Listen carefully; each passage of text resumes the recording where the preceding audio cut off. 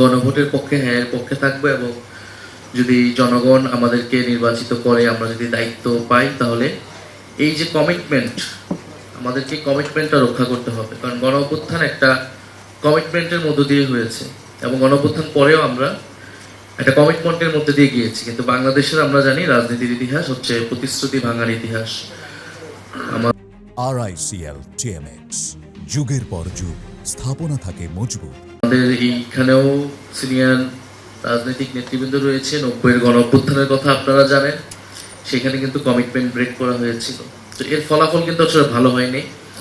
আমরা পার্লামেন্টারি ডেমোক্রেসিতে গিয়েছি, কিন্তু সেটা আবার একটা ফ্যাসিবাদী সরকারের দিকে গিয়েছে। ফলে প্রতিশ্রুতি অতীতে যে রাজনৈতিক দলগুলো ভঙ্গ করেছে, এবং শুধু যে 16 বছর বা আওয়ামী লীগের উপর দায় চাপাতে আমরা পারবো না। আমাদের এর আগের রাজনৈতিক দলগুলো যারা ক্ষমতায় ছিল, যারা বিরোধী রাজনীতি করেছে, তাদের সবাইকে দায় নিতে হবে, এবং সেই দায় নেওয়ার মাধ্যমে ভবিষ্যতে আমরা আসলে এই ভুলগুলো করবো না, প্রতিশ্রুতি রক্ষা করব। আমাদের মনে হয়েছে এই জায়গাটাই জনগণ দেখতে চায়। ফলে গণ অভ্যুত্থান এবং তার পরবর্তী সময় যে প্রতিশ্রুতি আমরা ঐক্যমত কমিশনে, সংস্কার কমিশনে রেখেছি, সেটা বাস্তবায়ন করা নির্বাচন পরবর্তী সময়ে আমাদের সেটা প্রধান কর্তব্য আমি মনে করি। দ্বিতীয় জায়গাটা আমি আসবো যে আজকের এই ডিবেটের স্পেসিফিক, আমি যতটুকু জানি যে 3টা জায়গা ছিল আমাদের। তো এছাড়া 24 দফায় আমাদের পার্টির প্রত্যেকটা বিষয় অনুযায়ী আমাদের ভিশনটা দেওয়া আছে। আমি যেহেতু সময় অল্প, আমি ওই 3টা জায়গাতে আমি গুরুত্ব দিতে চাই। একটা হচ্ছে সরকার, সুশাসন এবং দুর্নীতি, দ্বিতীয়ত আইন শৃঙ্খলা, এবং তৃতীয়ত মিডিয়া ফ্রিডম এবং আমাদের যে সিভিক রাইটস, নাগরিক অধিকার প্রশ্নে। সরকার ও দুর্নীতি নিয়ে আমরা অনেক কথা বলি, যে দুর্নীতি বিরোধিতা করতে হবে, কিন্তু কিভাবে করতে হবে।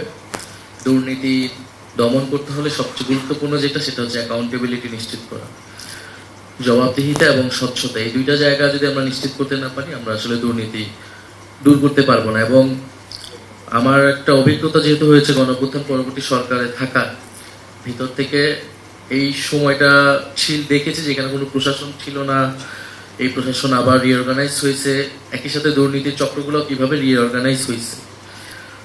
ফলে এবং এই দুর্নীতি কেবলমাত্র আমরা দুদক দিয়েও কমাতে পারবো না।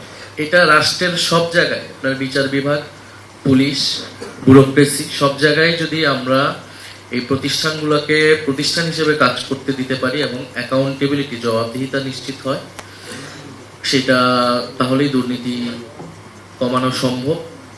এবং আমরা মনে করি যে ট্রান্সপারেন্সি দরকার গভর্নমেন্টের, এবং মানুষের কাছে তথ্য প্রাপ্তিটা দরকার।